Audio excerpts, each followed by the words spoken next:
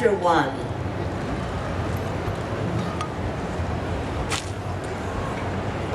I was living in a nightmare come true. My older boy, Andy, was locked in the juvenile psycho ward at Bellevue because he had been deemed a danger to himself and others. He had dislodged the bathroom sink in a sudden and unexplainable rage and thrown a heavy glass ashtray out the window, just missing the head of a maintenance man sweeping the sidewalk. I felt as unhinged as that sink Andy had pulled from the wall. I had to be back on Sesame Street in the morning, delivering the mail to Oscar the Grouch and Big Bird, and those bright-eyed children who would sit on my lap. They were so adorable and precious, and I was in such pain. I couldn't sleep, and I didn't think I could do another scene with those beautiful children. I tried to talk to myself into it. Come on, Charlotte, you're an actress. You can love them and admire them and marvel at them. In truth, I envied them and their parents for being normal and seeming happy.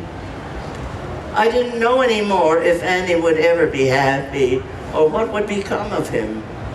All night, to numb my pain and catch a few winks of sleep, I drank 4 roses or vodka and swallowed the occasional Milltown. Somehow, I slept, and in the morning somehow I woke up and somehow got through the morning on Sesame Street. I never drank before or during work, but probably smelled at least a little of it from the night before. I didn't want to be there. It was an honor to be part of that wonderful cast and the noble mission of the show. But my son needed me, and I was beginning to think I should step away from acting altogether. As soon as the director said the words, "That's a wrap for today," I was through the exit, rushing across town to visit Andy. It was his 16th birthday, so I stopped at a grocery store to buy a cake and his favorite cranapple juice.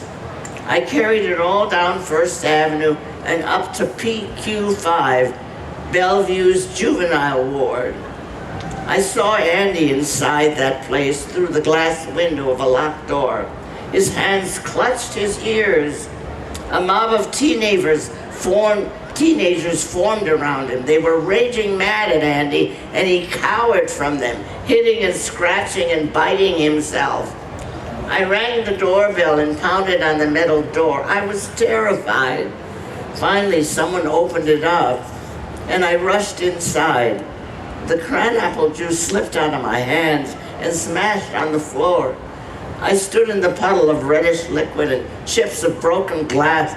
I was beside myself. I felt defeated, humiliated, and still terrified for Andy. The exploding bottle distracted the boys who had been attacking Andy, but they were still surrounding him, and now he was even more agitated. "Please don't hurt my son," I pleaded, and burst into tears. They looked at me, and one of them said, "Hey, I know you. You was on car 54, where are you?" "Sure, Sylvia Schnauzer. Car 54, where are you?" he sang, and some of the others laughed. They kept laughing, and I kept crying. "What's the matter, Sylvia?" one asked. "My son," I said, and that I got to Andy and hugged him. He trembled in my arms. "Oh, we ain't gonna hurt him. We're just mad 'cause he broke the TV set."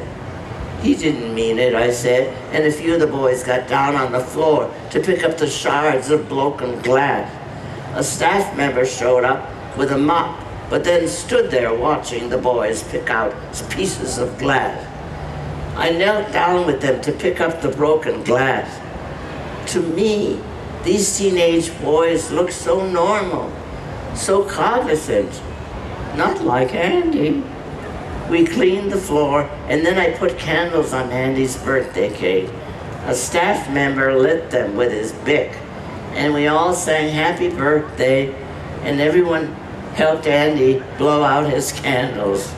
And as we shared the pieces of cake, I told these boys, you have a chance in life. We don't know how much of a chance Andy has. We're hoping, but we just don't know. It was the first time I'd ever said that to anyone. Maybe it was the first time I'd allowed myself to think it. It wasn't easy. Pull yourself together, I told these young men. I suppose I had no business saying it. What did I know about why they were locked up at Bellevue? Only that they seemed so much more capable than my son.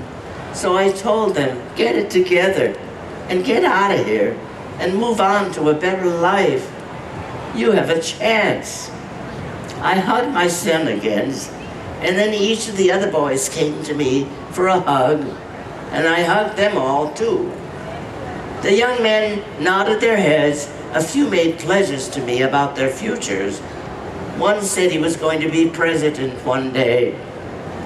After that night, they were kind to Andy and even protected him from other residents until my husband, John, and I were able to get him out of there.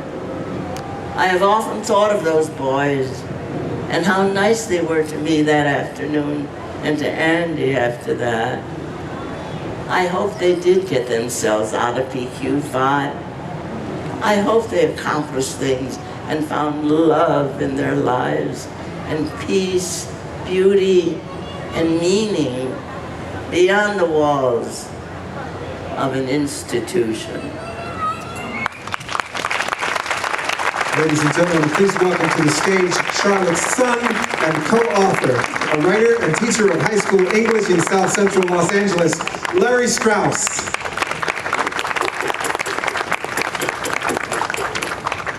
Hi, welcome. Well, it's always interesting doing Q&A with your mother. It's very interesting writing a book with your mother. What, I guess my first question is, you're 89 years old, almost 90. Yeah, 90. I'll be 90, God willing, and the grace of God. In a couple weeks. April 22nd, which is Earth Day.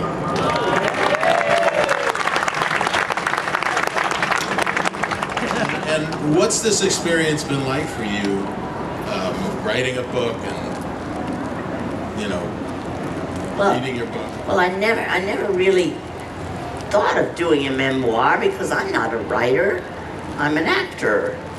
But you're a writer, and you said, Ma, you said you're 87 and a half. It's about time we wrote your memoir. And so, because of you, we did it. And you did a beautiful job. It sounds like I'm talking. Well, yeah, I should add that you really approached it as the way that you've always approached your art, it was very interesting to me as a writer. Writing is this quiet activity with words and struggling over them, and what would happen is we would talk, and then I would write a chapter, and then you would perform it in the kitchen in front of me as if it was a monologue, and you would make notes on it the way you would a script, the way you used to. I remember sometimes when I would drive you to work when you were doing the Facts of Life, and you'd be scratching up the script and saying this doesn't work and this is good, and you would basically doing the same thing with that, and really owned it. And then even after you thought it was right, you would still read it as though you needed to perfect your performance of it. So I think in that respect, the book really is like a performance. Keep your microphone to the mouth. Okay, Mom. Can't help it. Well, I guess since I'm being blamed for this book, I should explain what kind of drove me to think that it was worthwhile. I grew up sort of seeing many different sides of you. I mean, the very famous part didn't happen until I was already grown, but you know, I remember just the contrast between the public life and the private life, and also the contrast between, you know, you as the star of a sitcom and as a serious actress, which I know is something that was always very important to you. And, you know, so, I mean, talk a little bit about how that, you know, that drive and how that came to be, that you wanted to be an actress and what kind of actress you wanted to be. Well, I'll tell you, in this book, I gotta tell you, I let it all hang out. I tell you all about, well, I turned to alcoholism until one point because I was so stressed out about my older boy, Andy, God bless him, and everything. And for a long time, I thought I was going to drop the career because I wanted to do everything. And my husband and I, we did try to do everything.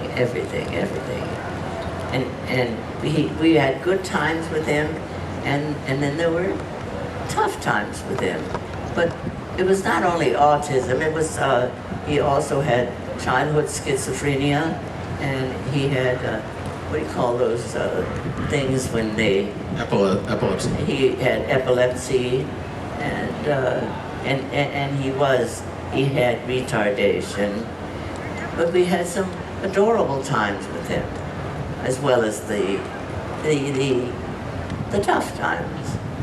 And we loved him very much. He passed at the age of 45. But I mean, I'm wandering. Where am I? That's okay.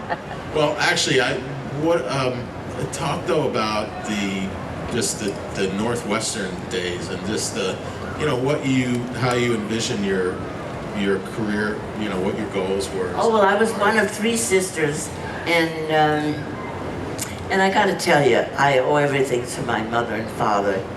They really never made me feel that I had to go to secretary school. I mean, they were not rich, but they were, my father was an immigrant from Russia, and I'm a Jewish girl, but they wanted, I'm one of 3 sisters, and we were all very talented. My older sister turned out to be a brilliant singer and became an opera singer, and my younger sister became a great musician and a composer and a pianist. And they opened up the whole world to us about music and art because they had never had these things themselves. So I owe so much to them. And they sent me to Northwestern University, which was like $250 a quarter. In those days, that was a lot of money. And Cloris Leachman was there at the time, and Paul Lynde, and Patricia Neal, and all sorts of marvelous, talented people.